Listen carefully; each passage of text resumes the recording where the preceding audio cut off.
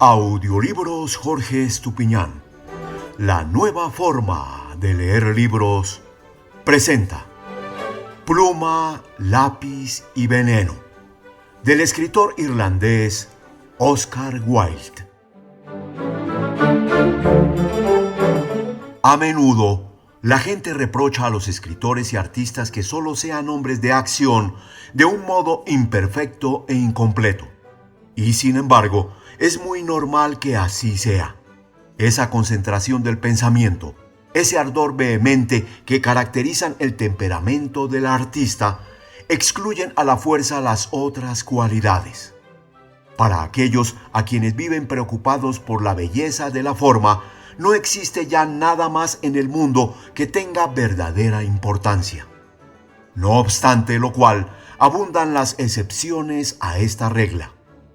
Rubens fue embajador, Goethe consejero de Estado y Milton secretario latino de Cromwell. De la misma manera, Sófocles desempeñó cargos cívicos en su ciudad natal. La suprema aspiración de los humoristas, críticos y novelistas de la América moderna es llegar a ser representantes diplomáticos de su país en el extranjero. En cuanto a Thomas Griffiths Wainwright, amigo de Charles Lamb y objeto de este breve estudio, a pesar de su temperamento muy artístico, tuvo, además del arte, otros muchos maestros y no se contentó tan solo con ser poeta, crítico de arte, anticuario, prosista, aficionado a todo lo bello y gustador de todo lo delicioso, sino que fue también un falsificador de una habilidad prodigiosa y un sutil y misterioso envenenador, acaso sin rival en época alguna. Este hombre tan notable y poderoso con la pluma, el lápiz y el veneno, como ha dicho bellamente un importante poeta de nuestra época, nació en Cheswick en 1794. Su padre era hijo de un distinguido abogado de Gruysen y Hatton Garden y su madre, hija del célebre Dr. Griffiths, director y fundador de la revista mensual y socio en otra empresa literaria de Thomas Davies, aquel famoso librero del que Johnson dijo que no era un librero, sino un gentil hombre dedicado a los libros, amigo de Goldsmith, de Wordsworth, y uno de los hombres más célebres de su tiempo. La señora Wainwright falleció a los 21 años al darlo a luz. Un artículo necrológico de Gentleman's Magazine nos habla del carácter amable y de las grandes dotes de talento de la difunta y termina con estas palabras elogiosas. Pasaba por ser la persona que mejor ha entendido los escritos de Mr. Locke, bien como cualquier persona contemporánea, ya fuera hombre o mujer. El padre también murió pronto y Thomas fue educado sin duda por su abuelo, y cuando éste murió en 1803, le educó su tío George Edward Griffith, a quien después envenenó. Su infancia transcurrió en Linden House, Farnham Green, una de esas maravillosas fincas que han hecho desaparecer desgraciadamente las invasoras edificaciones de nuestros contratistas suburbanos. Aquel poblado parque de bellos sombrajos provocó en él un amor sencillo y tranquilo a la naturaleza, que no debía abandonarlo nunca y que le hizo con el tiempo enormemente sensible a la inspiración poética moralizante de Wordsworth. Estudió en la Academia de Charles Burney en Hammersmith. Mr. Burney, hijo de un historiador de la música y el pariente más cercano del joven, que debía llegar a ser su discípulo notable, fue, según parece, un hombre de gran cultura y pasados los años, Mr. Wainwright lo citaba muy a menudo, con mucho afecto, como filósofo, arqueólogo y profesor admirable que, apreciando en su justa medida la educación intelectual, no ignoraba tampoco toda la importancia de una precoz educación moral. Bajo su influencia, el joven se hizo artista y Mr. Hazlitt no habla de un álbum de dibujos que aún existe y en el cual Ben Wright muestra ya mucho talento y una peculiar sensibilidad. En realidad, la pintura fue el arte que primero lo fascinó. Solo mucho después intentó expresarse por medio de la pluma y del veneno. Antes de llegar a eso, novelas, sueños juveniles y caballerescos lo llevaron a la vida militar e ingresó como Watchman.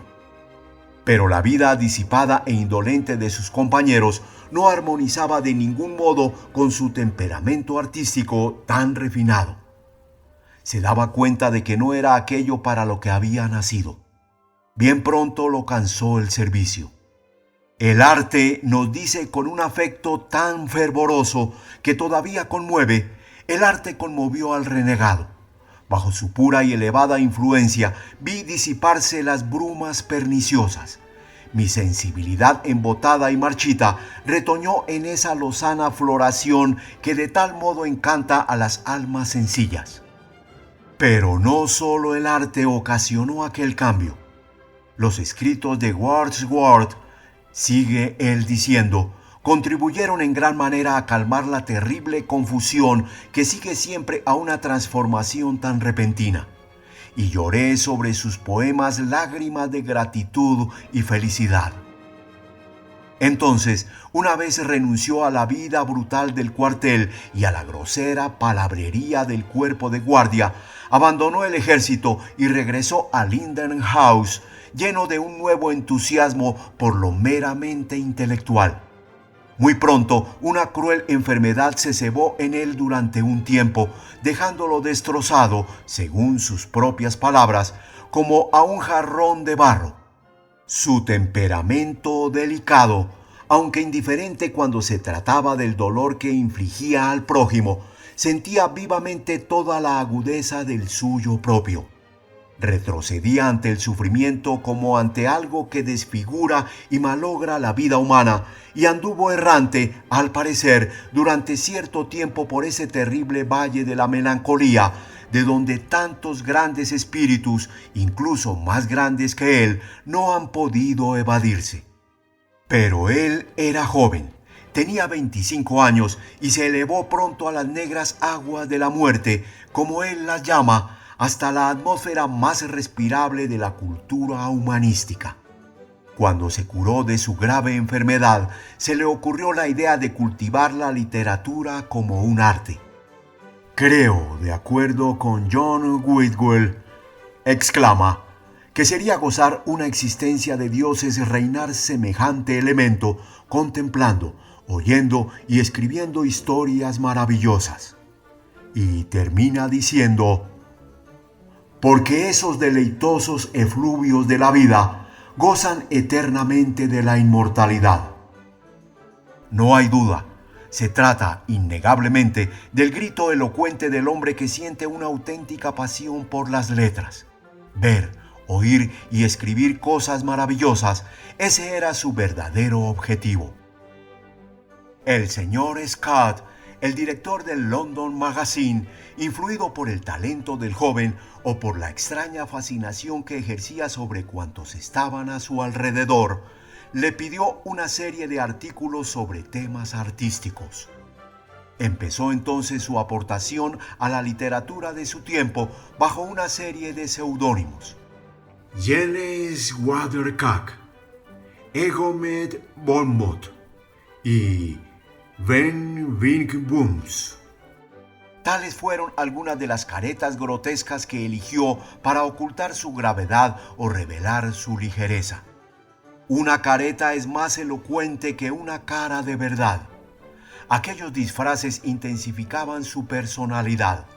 Se impuso con una rapidez increíble. Charles Lamb habla del agradable y risueño Ben Wright, cuya prosa es perfecta. Sabemos que invitó a una comida íntima a Macready, Jan Forster, Magen, Talfert, al poeta Jean Clair y a otros. Como Benjamin Disraeli, decidió asombrar a la ciudad con su dandismo, sus maravillosos anillos, su camafeo antiguo montado como un alfiler de corbata. Sus guantes de cabritilla amarilla clara se hicieron célebres y Hazlitt los consideró incluso como signos precursores de un nuevo género literario. Con su impresionante cabellera rizada, sus bellos ojos y sus blancas y delicadas manos, poseía el don encantador y a la vez peligroso de distinguirse del resto. Se parecía algo al Liciano de Ribempré-Balzaciano. A veces puede recordar también a Gillian Sorella. De Quincey le vio una noche en una cena en casa de Charles Lamb. Entre los invitados, literatos todos, se sentó un asesino, nos dice. Y también anota que, algo indispuesto aquel día y en tesitura de maldecir a la humanidad entera, había sentido, sin embargo, un vivo interés intelectual contemplando en la mesa a aquel joven escritor que por sus maneras afectadas le pareció que ocultaba una verdadera y profunda sensibilidad. Cuanto mayor hubiese sido su interés, aunque de otro género muy distinto, si hubiera conocido el terrible crimen del que era culpable aquel amante invitado que tanto maravillaba a Lamb. Sin ninguna duda, a la vida de Wainwright pueden aplicarse las tres características que nos sugiere Swinburne y hasta puede admitirse, sin gran dificultad, que, aparte de sus hazañas como envenenador, la obra que nos ha dejado justifica difícilmente su fama. Pero por aquel tiempo, solo los filisteos juzgaban a un escritor por su producción. Aquel joven dandy prefería ser alguien a hacer algo. A menudo decía que vivir es un arte y que tiene sus diferentes estilos, como las artes que intentan expresar la vida. Sin embargo, no por estas declaraciones su obra deja de ser interesante. Sabemos que William Blake se paró un día en la Real Academia ante uno de sus cuadros diciendo que era muy bello. Sus ensayos deben prever los magníficos resultados posteriores. Tuvo, como nuestros escritores modernos, esa afición a la cultura general sobre la Gioconda, sobre los primeros poetas franceses y el Renacimiento italiano. Le gustaban sobre todo los camafeos antiguos, los tapices persas, las traducciones de la época isabelina de Psiquis y Cupido, el sueño de Polifilo, Hipnerotomasia, las bellas encuadernaciones, las ediciones antiguas y los grabados de anchos márgenes. Tenía especial predilección por los interiores artísticos y jamás se cansaba de describir las estancias en que vivía, o más bien aquellas donde soñaba vivir. Sentía ese entusiasmo por el color verde que es señal siempre, entre los hombres, de un sutil temperamento artístico y que denota en pueblos el relajamiento y hasta la corrupción de las costumbres. Como Baudelaire, amaba con locura a los gatos y se sentía fascinado como Gautier por ese encantador monstruo de mármol, el hermafrodita de Florencia y del Museo del Louvre. Debe admitirse que en sus descripciones, en sus proyectos de decorado doméstico, no se libra siempre totalmente del mal gusto de la época. Pero está claro que fue uno de los primeros en reconocer que la clave del eclecticismo estético reside en la armonía de todas las cosas verdaderamente bellas, sin tener en cuenta su época, su escuela o su estilo.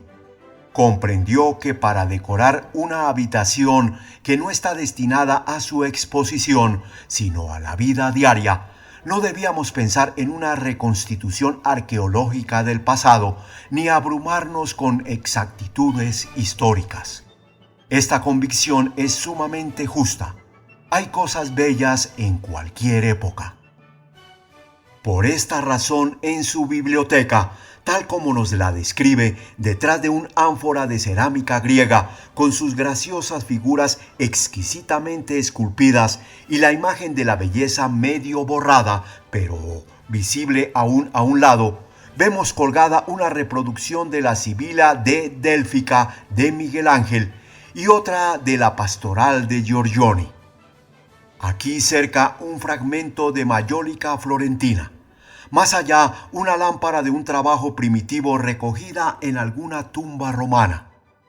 Sobre la mesa, un libro de horas con una cubierta de plata maciza, dorada y repujada con elegantes divisas y guarnecida de diminutos brillantes y rubíes. Está junto a un pequeño monstruo acurrucado, un lar acaso desenterrado en los campos llenos de sol de Sicilia, fértiles en trigo. Oscuros bronces antiguos contrastan fuertemente con la palidez de dos nobles crucifijos, el uno de marfil y el otro modelado en cera. Wainwright poseía bandejas incrustadas de pedrería, una linda bombonera Luis XVI adornada con una miniatura de Petit Tout, sus costosas teteras de porcelana oscura cubiertas de filigranas, su carpeta de tafilete verde limón y su sillón verde pomona. Se le puede ver perfectamente en medio de sus libros, figuritas y estampas, como un aficionado entusiasta, sutil conocedor, hojeando su bella colección de Marcos Antonios y su Liber Studiorum de Turner, a quien admiraba, o examinando con lupa sus camafeos y pedrerías antiguos. La testa de Alejandro sobre un ónice de 2 capas, o aquel altísimo relieve del Júpiter Aeolocus tallado sobre coralina.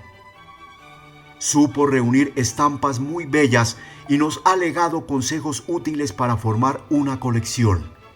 Y aunque, apreciando el arte moderno, dio la importancia que merecían las reproducciones de las obras maestras antiguas, todo cuanto ha escrito sobre el valor de los vaciados en yeso es totalmente admirable. En cuanto a su labor de crítico, se ocupaba sobre todo de las impresiones complejas que le había producido una obra de arte, pues es indudable que lo más importante en estética es proporcionarse sensaciones. Tampoco le preocupaban demasiado las discusiones abstractas sobre la naturaleza de lo bello y el método histórico que tan soberbio fruto ha dado después no existía en aquella época. Mas no olvidó jamás esta gran verdad, que el arte no va dirigido al sentimiento, sino al sentido artístico. En distintas ocasiones nos muestra ese sentido artístico, ese gusto, como él lo llama, educado y perfeccionado por el continuo contacto con las obras maestras y que acaba por convertirse en una especie de severísimo juez. No hay duda de que existen las modas en el arte, como las hay en el vestir, y nadie puede librarse de la influencia de la costumbre y de la novedad. Wainwright, por su parte, no lograba vivir al margen de ella y reconoce con toda franqueza lo difícil que es tener una idea justa sobre las obras contemporáneas. Pero, en general, su gusto era siempre fino y seguro. Admiraba a Turner y Constable en una época en que no se los apreciaba tanto como ahora, comprendiendo que el arte del paisaje requiere más que habilidad profesional y exactitud de la copia. Así, la escena campestre junto a Norwich de Crumb nos muestra, según él, hasta qué punto un estudio demasiado minucioso de los elementos embravecidos puede producir una obra vulgar y por lo tanto de ningún interés. Sobre el paisaje que estaba tan de moda en su época, dice que sencillamente una enumeración de valles y colinas, troncos cortados, de arroyos, de praderas, de casas de campo, algo más que un plano topográfico, una especie de mapa geográfico iluminado, en donde uno busca en vano los arcoíris, las lluvias, las nieblas, los halos, los rayos que traspasan las nubes, las tormentas, las estrellas, en resumen, todo cuanto representa los más valiosos materiales para un auténtico pintor. Él sentía una gran antipatía por todo lo que era vulgar y común en arte, y si invitaba a Wilke a comer le importaba tan poco los cuadros de Sir David como los poemas de Graf.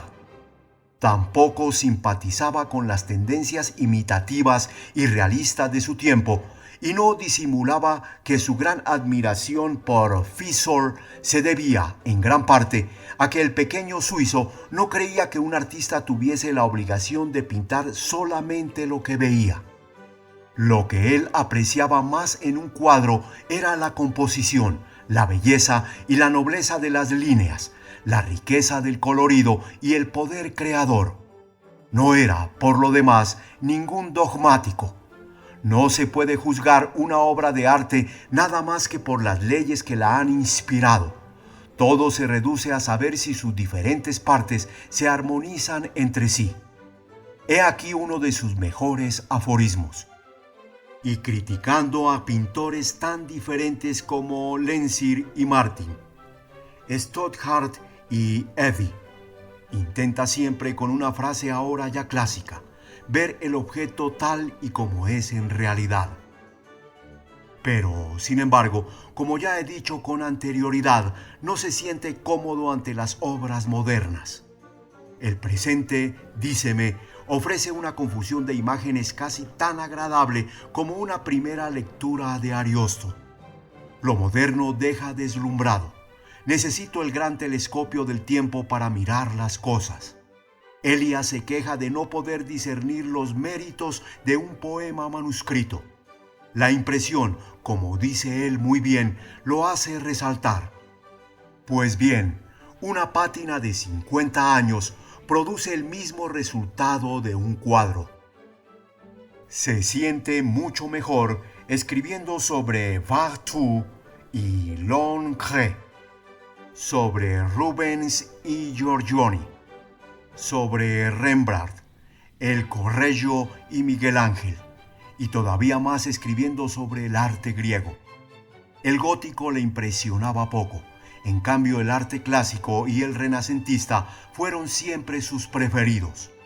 Comprendió todo lo que podía ganar nuestra escuela inglesa estudiando la escultura griega, y por eso jamás se cansa de aconsejar a los artistas más jovencitos que busquen su inspiración en el genio que reposa en los mármoles y en los métodos de trabajo helénico. En sus juicios sobre los grandes maestros italianos, nos dice Quenzi, se siente la sinceridad del acento y la personalísima sensibilidad del hombre que habla por sí mismo y no por sus lecturas. El mayor mérito que podemos atribuirle es que intentó reavivar el estilo y darle toda la fuerza de una tradición consciente. Pero sabía muy bien que ni conferencias, ni congresos artísticos, ni tampoco proyectos para hacer progresar las bellas artes, podían lograr jamás ese objetivo.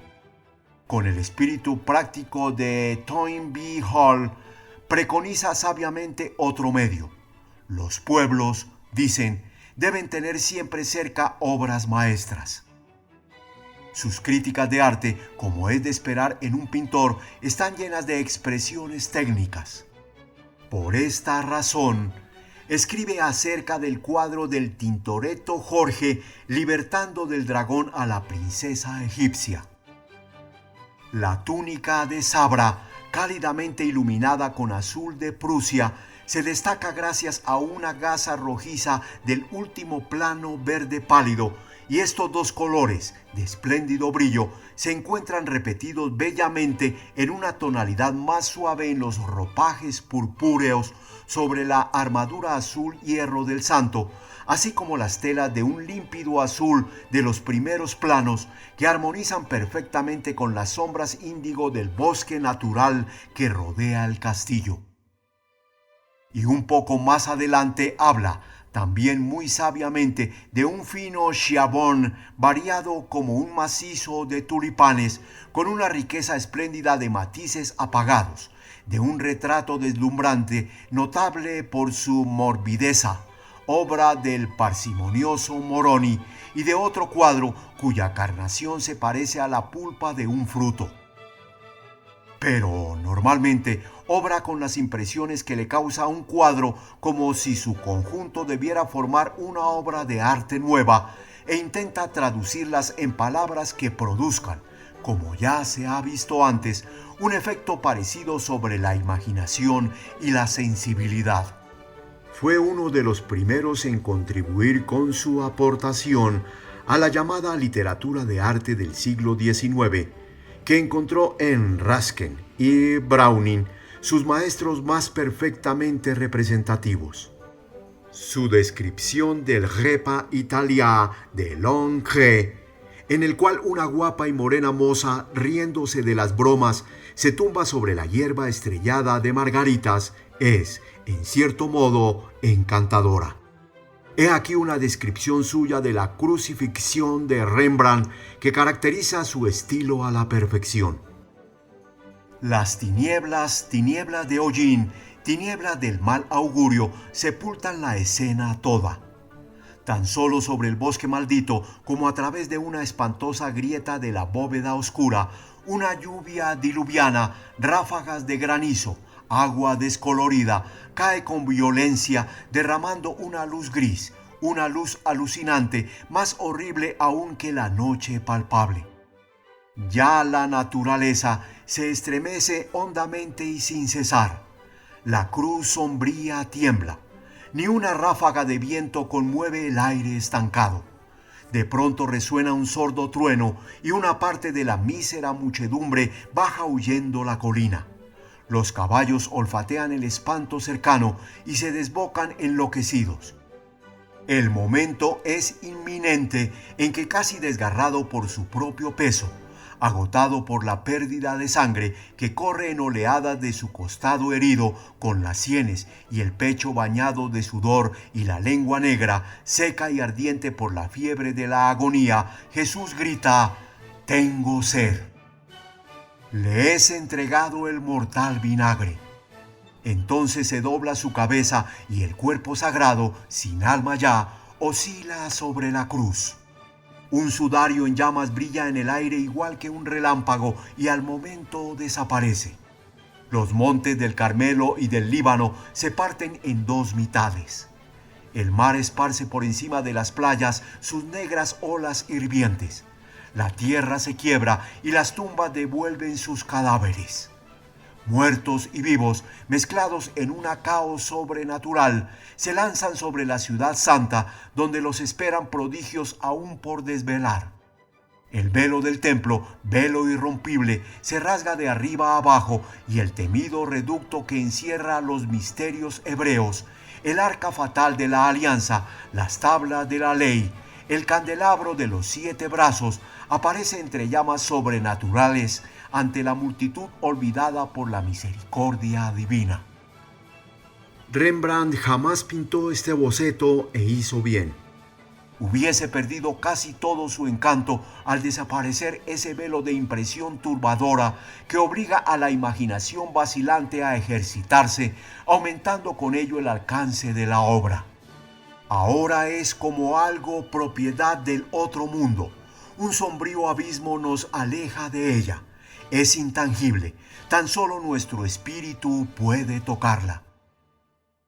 El fragmento anterior contiene, según nos dice el mismo autor, una especie de terror reverente, rasgos terribles, otros que son horribles, pero también poseen cierta violencia y crudeza en las palabras que representarían una cualidad muy apreciada en nuestra época, ya que constituyen su principal defecto. Es sumamente agradable pasar a esta descripción del cuadro Céfalo y Procris de Giulio Romano. Debe leerse la elegía de Moscow dedicada a Bayon, el dulce pastor, antes de pararse a contemplar este cuadro o someter el cuadro a estudio para prepararse a la elegía. Para las dos víctimas, los bosques del valle murmuran. Las flores exhalan tristes perfumes. El ruiseñor llora cerniéndose sobre los picachos rocosos y la golondrina revolotea sobre los sinuosos valles.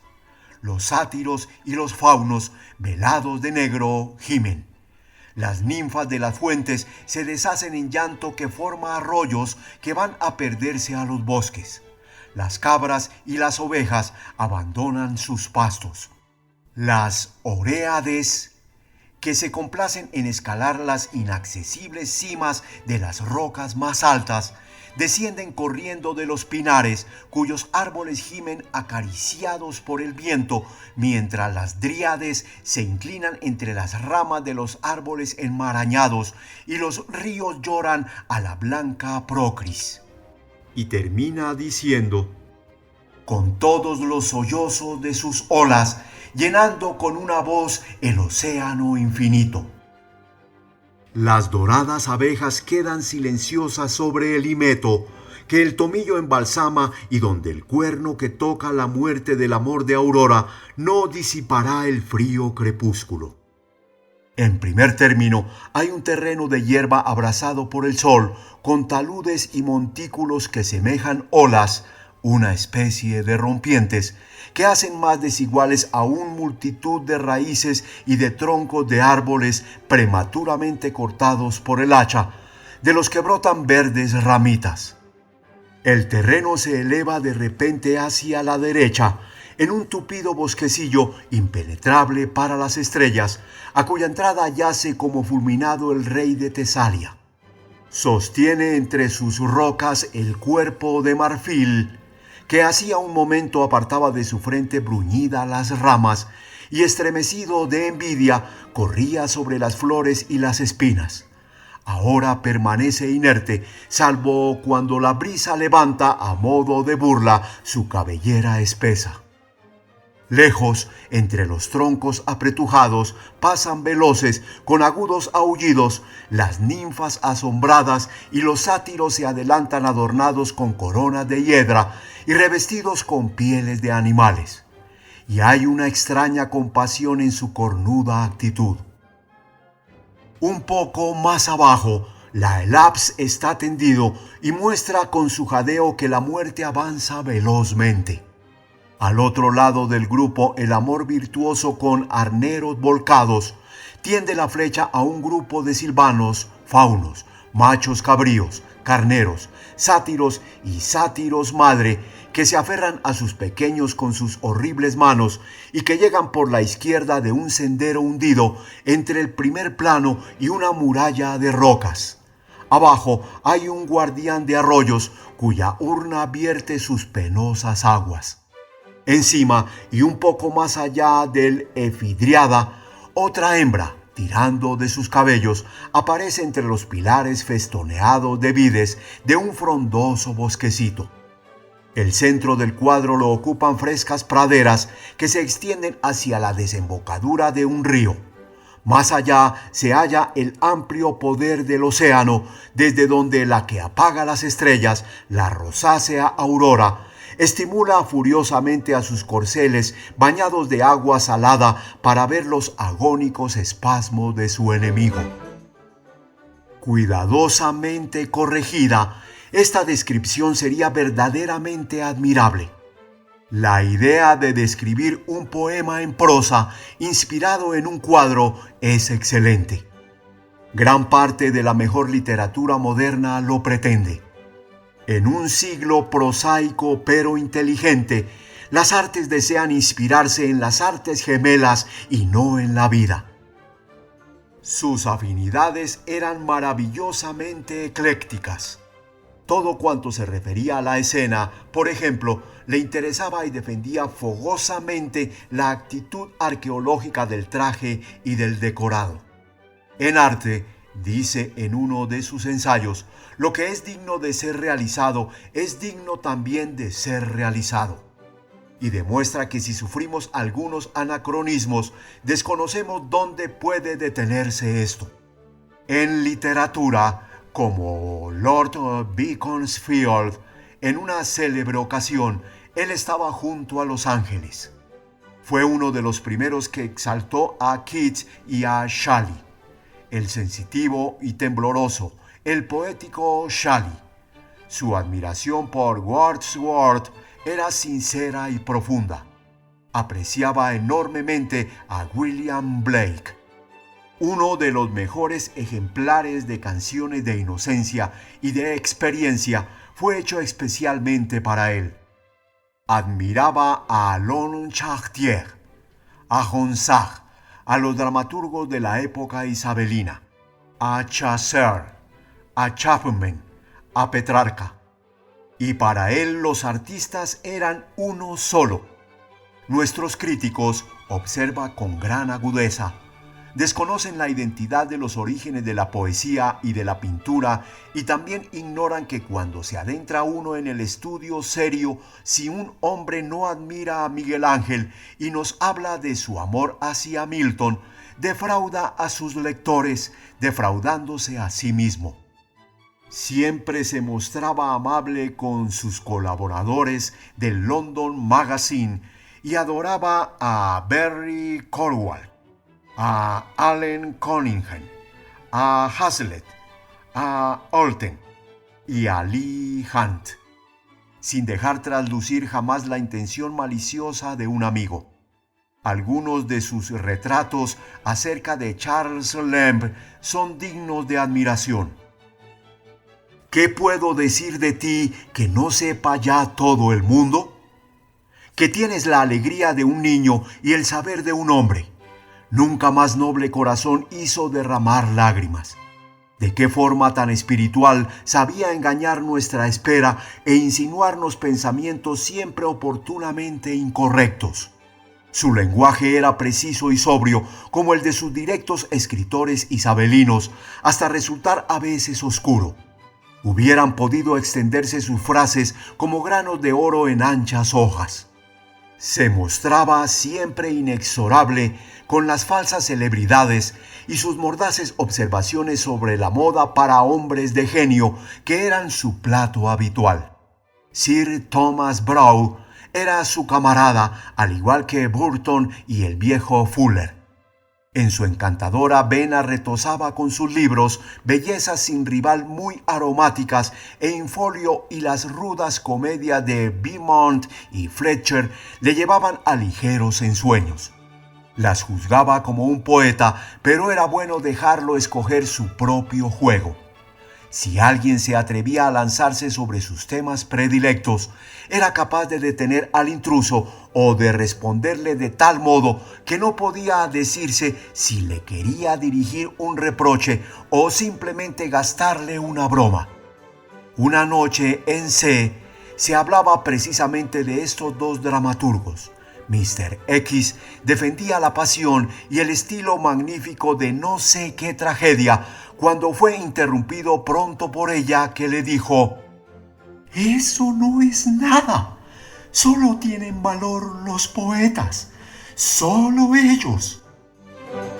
Hay un aspecto de su carrera literaria que merece una mención especial. El periodismo moderno le debe tanto como al que más en la primera parte de este siglo. Fue el ganador de la prosa asiática, de los fogosos epítetos y de las enfáticas hipérboles.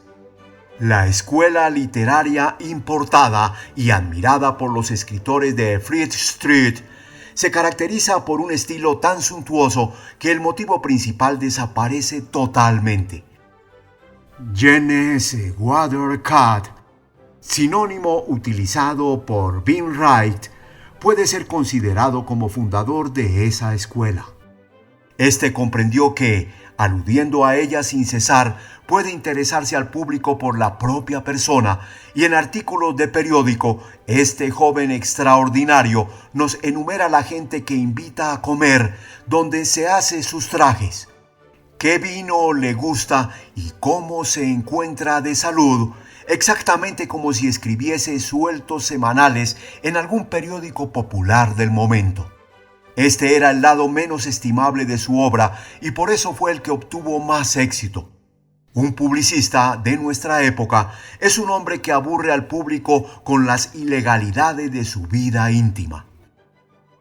Al igual que mucha gente artificiosa, amaba a la naturaleza.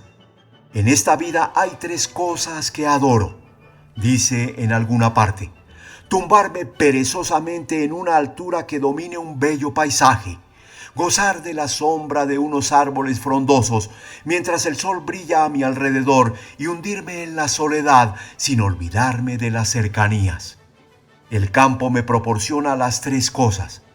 Se maravillaba ante los brezales y los enebros perfumados, sobre los cuales repetía la oda a la noche de Collin para sentir mejor la dulzura del momento. Hundía la cara, según nos cuenta, en un macizo de primaveras húmedas de rocío de mayo. Contemplaba con delectación la vuelta a la casa al anochecer de las vacas resoplando suavemente, y las esquilas lejanas del rebaño le encantaban. Una de sus frases decía: el polianto brillaba en su frío lecho de tierra como un Giorgione sobre un panel de roble que caracteriza curiosamente su temperamento. Este otro pasaje es, en su género, bastante agradable. La hierba corta y suave chispeaba de margaritas tan numerosas como las estrellas de una noche de verano. El croar discorde de las cornejas atareadas descendía, cual cómica melodía, de un alto y frondoso bosquecillo de olmos, y oíase intermitentemente la voz de un chiquillo asustado a los pájaros de las parcelas recién sembradas. Las profundidades del cielo eran del más intenso azul ultramar. Ninguna nube manchaba el aire tranquilo. Al borde del horizonte fluía tan solo una cálida luz, película de vapor brumoso, sobre la cual la vieja iglesia de piedra del pueblo vecino, de una blancura cegadora, se definía crudamente. Pensaba yo en los versos escritos en marzo de Wordsworth. Pero no debemos olvidar que el joven y muy docto autor de estas líneas, tan susceptible a la influencia de Wordsworth, era también, como consta en las primeras líneas de este estudio, uno de los envenenadores más sutiles y misteriosos de su época, y quizá de todos los tiempos. ¿Cómo pudo fascinarle este extraño pecado? No nos lo ha dicho, y el diario sobre el cual anotaba minuciosamente sus métodos y los resultados de sus terribles experiencias no ha llegado, por desgracia, a nuestras manos. Hasta en sus últimos días no hablaba para nada de ese tema, prefiriendo hacerlo sobre la grata literatura, sobre los poemas inspirados por la amistad. Es indudable, sin embargo, que el veneno que empleaba era estricnina. En uno de los bellos anillos que tanto le gustaban y que tanto hacían resaltar la grácil forma de sus manos divinas, llevaba cristales de nuez bómica india, un veneno casi insípido, difícil de descubrir y susceptible de ser diluido en una gran cantidad de agua. La mayoría de sus asesinatos, según Quincy, no fueron descubiertos por la justicia. Y evidentemente existieron, y algunos merecen ser mencionados. Su primera víctima fue su tío, Mr. George Edward Griffiths.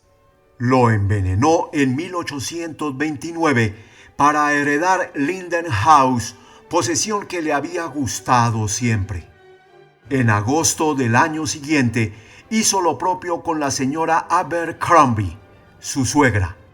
No se sabe bien cuál fue el móvil, si por capricho o para alentar la espantosa facultad que en él existía, o porque sospechaba algo, sencillamente ninguno.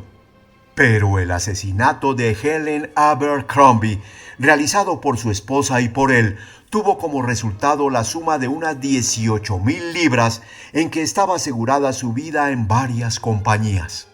He aquí las circunstancias que concurrieron.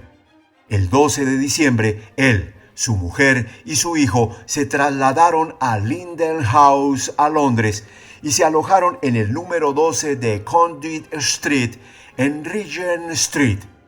Las dos hermanas, Helen y Magdalen Abercrombie, los acompañaban.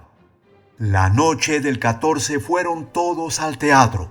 Cuando cenaban, Helena se encontró mal de repente. A la mañana siguiente su estado empeoró y ellos mismos llamaron al doctor Luke de Hanover Square para que la asistiera. Murió el martes 20, día en el cual, después de la visita del doctor, los Wainwright le dieron mermelada envenenada y después se fueron de paseo. A la vuelta la encontraron muerta. Era una muchacha alta y agradable. Tenía solo 20 años y una soberbia cabellera. Un boceto de ella a lápiz, encantador, hecho por su cuñado, existe todavía y muestra hasta qué punto estaba él influido como artista por Sir Thomas Lawrence, a quien siempre admiró tanto. Quincy afirma que la señora Wainwright no se enteró nunca de aquel crimen. Creamos que así fue en realidad, pues el pecado debe ser discreto y sin cómplices. Las compañías aseguradoras sospechaban algo. Se negaron a pagar el seguro con diversos pretextos, amparándose en las condiciones especiales de sus pólizas. Con singular valor, el asesino entabló y perdió un pleito contra la Imperial, que duró 5 años. El juez en última instancia era Lord Avenger. Mr. Earl y Sir William Farley representaban a Egomet Barnmat, el Attorney General, y Sir Frederick Pollock comparecían por la parte contraria. Por desgracia, el litigante no pudo asistir a ninguna de las vistas del proceso. La negativa de las compañías le habían dejado en una situación económica muy difícil. Algunos meses después del asesinato de Helen Abercrombie, fue detenido incluso por deudas en las calles de Londres cuando daba una serenata a la linda hija de uno de sus amigos. Salió de aquel trance, pero poco después creyó más prudente abandonar el país hasta que pudiera arreglarse con sus acreedores. Marchó, pues, a Bolonia, a casa del padre de la joven de la serenata, y lo persuadió, durante su estancia, de que se asegurase la vida en 3,000 libras en la compañía del Pelícano. Inmediatamente que terminaron las formalidades y se firmó la póliza, echó extrinina en la taza de café del asegurado una noche de sobremesa. No ganaba nada con ello, pero se vengaba de la compañía que había resuelto negarle el premio de su asesinato. Su amigo murió a la mañana siguiente en su presencia. Abandonó a Bolonia enseguida y emprendió un viaje de estudio por los sitios más pintorescos de Bretaña. Después vivió varios años en París con lujos, según algunos, ocultándose siempre con veneno en el bolsillo y temido por todos cuantos le conocían, según el parecer de otros. En 1837 volvió furtivamente a Inglaterra. Una extraña fascinación le llevaba allí nuevamente. Seguía a una mujer a quien amaba. Estos hechos datan del mes de junio. Vivía en uno de los hoteles del Covent Garden y su despacho, sitio en la planta baja, tenía siempre corridas las cortinas para no ser visto. Hacía 13 años, cuando estaba reuniendo su colección de mayólicas y de Marco Antonio, había falsificado unas firmas en un poder a cambio de dinero. Sabía que la falsificación había sido descubierta y que al regresar a Inglaterra corría el peligro de ser detenido. Pero, de todas formas, volvió. ¿Debe extrañarnos tal cosa? La dama, según dicen, era bellísima y no lo amaba.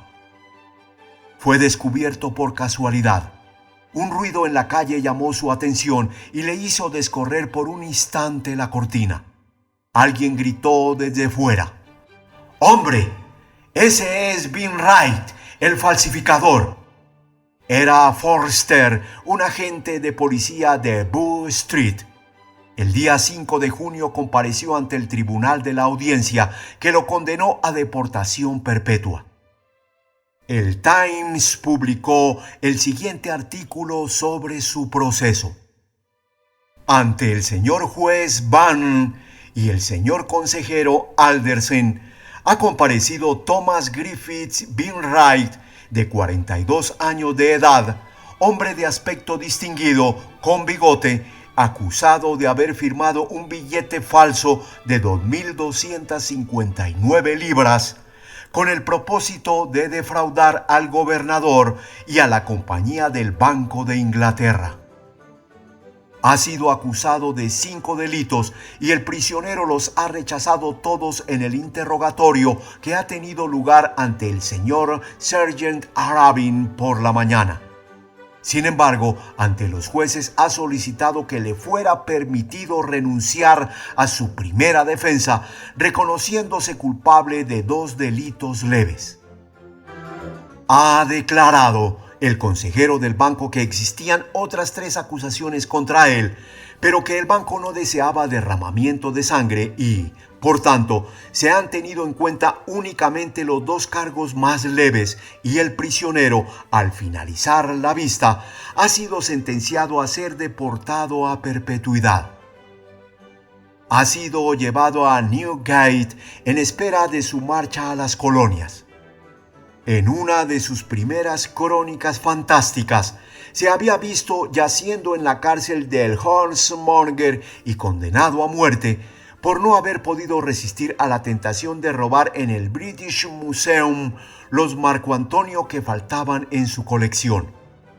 La sentencia dictada contra él era, por lo demás, para un hombre de su bagaje cultural, una especie de sentencia de muerte.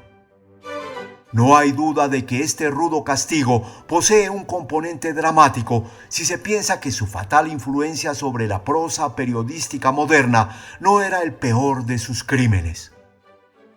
Mientras estuvo en la cárcel, Dickens, Macready y Hablot Brown lo vieron allí por casualidad, cuando recorrían todas las cárceles de Londres en busca de efectos artísticos. En Newgate se encontraron de pronto frente a Wainwright. No tuvo para ellos más que una mirada desafiadora, según dice Forster, y Macready se quedó aterrado al reconocer a uno de sus íntimos de otro tiempo con quien había compartido su comida. Otros fueron más curiosos y durante un tiempo su celda fue un sitio de reunión elegante. Muchos escritores acudieron a visitar a su antiguo compañero, pero este ya no era el amable joven de carácter ligero que admiraba Charles Lamb. Se había convertido en un completo cínico. A un agente de cierta compañía de seguros, que al visitarlo una tarde creyó oportuno aprovechar la ocasión para declarar que después de todo el crimen no era tan buen negocio, le respondió: «Caballero, usted especula sobre la vida de sus ciudadanos. Algunas de sus especulaciones son exitosas, otras no. Las más han fracasado y las de usted han tenido éxito. Eso es todo. Esta es la única diferencia que hay entre usted, que está fuera, y yo. Pero hay una cosa en la que he triunfado. Aún conservo la actitud de un gentleman. Aquí todos los reclusos limpian por turnos su celda. Yo comparto la mía con un albañil y un desollinador. No he cogido todavía la escoba». Otro día, cuando un amigo le reprochó el asesinato de Helen Abercrombie, contestó con los brazos en alto: «Sí, fue horrible, pero tenía los tobillos demasiado gruesos». Desde Newgate fue conducido a los pontones Portsmouth y después a bordo del Susana a la tierra de Van Diemen con 300 condenados más. El viaje le resultó bastante desagradable y en una carta a un amigo se queja amargamente de la vergüenza que pasó al verse mezclado él, elegante poeta, con aquellos granujas del campo. Esto no debe sorprendernos. En Inglaterra es casi siempre el hambre la causa de los crímenes. No había, indudablemente, nadie a bordo en quien hallar un interlocutor agradable o interesante. Sin embargo, no perdió su amor por el arte. En Hobart Town capital de Tasmania, se arregló un estudio y volvió a dibujar y a pintar. Su conversación y sus maneras parecían no haber perdido su encanto. Tampoco abandonaba sus aficiones de envenenador y por 2 veces intentó hacer desaparecer a personas que lo habían ofendido. Pero su destreza manual iba flaqueando. Las 2 tentativas abortaron. En 1844, descontento de la sociedad de Tasmania, pidió, en un memorial presentado al gobernador del establecimiento, Sir John Early Wilmot, que le devolviesen la libertad. Se sentía atormentado por ideas que querían tomar forma, coartado para aumentar su cultura y privado del ejercicio útil o simplemente decorativo del lenguaje. Su pretensión fue, sin embargo, denegada. Y el amigo de Coleridge se consoló con esos maravillosos paraísos artificiales, cuyo secreto solo es conocido por los opiómanos. En 1852 murió de una apoplejía. Su único compañero entonces era un gato que él adoraba. Sus crímenes tuvieron una gran influencia sobre su arte.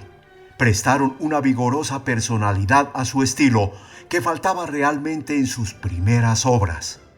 Una nota de la vida de Dickens, de Forster, refiere que en 1847 Lady Blessington recibió de su hermano el mayor Power de guarnición en Hobart Town un retrato al óleo antiguo de una joven ejecutado por el hábil pincel del literato asesino y en el cual, según parece, había él conseguido transmitir la expresión de su propia maldad al retrato de una bella y honrada muchacha. El señor Zola, en uno de sus cuentos, nos habla de un asesino que se dedica al arte. Los grises retratos impresionistas que pinta de personas respetables se parecen siempre a su víctima. El desarrollo del estilo de Wainwright me parece mucho más sutil y sugestivo. Puede nacer una intensa personalidad del pecado. Este curioso y fascinador personaje, que durante unos años deslumbró al Londres literario y cuyo debut en la vida y en las letras fue tan brillante, me parece un interesantísimo tema de reflexión. Mr. W. Hazlitt, su más reciente biógrafo y a cuyo lindo librito debo muchos hechos relatados en mi estudio, cree que su amor al arte y a la naturaleza no eran más que una farsa, una ficción. Otros llegan hasta a negarle su talento artístico de escritor. Pienso que es una opinión superficial y errónea. El hecho de que un hombre sea un asesino no prueba nada en contra de su obra artística. Las virtudes domésticas no son la verdadera base del arte, aunque pueden realzar a artistas de segunda fila. Es posible que Quincy haya exagerado su talento crítico, y no puedo dejar de repetir que hay mucho en todas sus obras publicadas que es familiar, común, periodístico en el peor sentido de esta fea palabra. En ocasiones recurre a expresiones vulgares y carece siempre de la modestia del verdadero artista. Pero idénticos errores deberíamos reprochar a su época y, después de todo, una prosa que Charles Lamb encontraba maravillosa no deja de tener un gran interés histórico. Que sentía un sincero amor por el arte y la literatura es indudable. No tienen por qué ser incompatibles el crimen y la cultura intelectual. No se puede rehacer la historia para halagar nuestro sentido moral. Es obvio que pertenece demasiado a nuestra época para que podamos tener sobre él opiniones puramente críticas. ¿Cómo dejar de sentir una fuerte prevención contra alguien que hubiese podido envenenar a Lord Tennyson, a Gladstone o al catedrático de Balliol?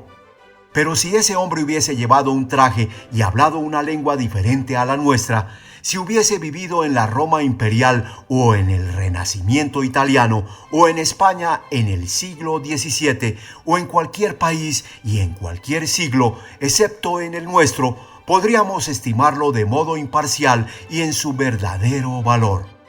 Ya sé que muchos historiadores creen necesario aplicar juicios morales a la historia y repartir sus reproches o sus alabanzas con la solemne satisfacción de un maestro de escuela floreciente. Esta necia costumbre demuestra que el instinto moral puede alcanzar una perfección tal que aparece continuamente allí donde no tiene nada que hacer.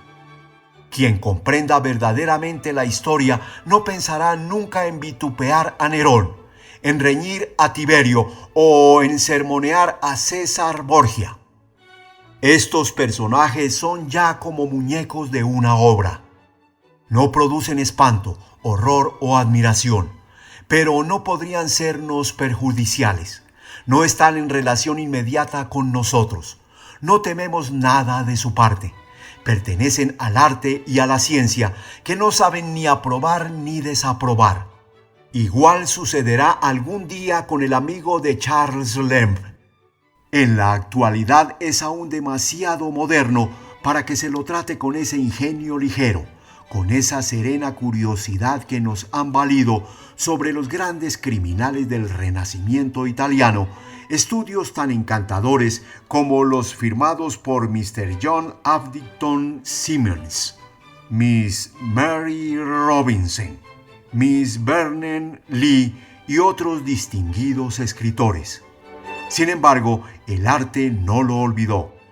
Es el héroe de Hunted Dawn de Dickens, el Barney de Lucretia de Bulwer Lytton. Y es gratificante ver cómo la ficción rindió homenaje a quien se mostró en otro tiempo tan brioso con la pluma, el lápiz y el veneno. Y es que en realidad no hay nada más importante que sugerir a la ficción.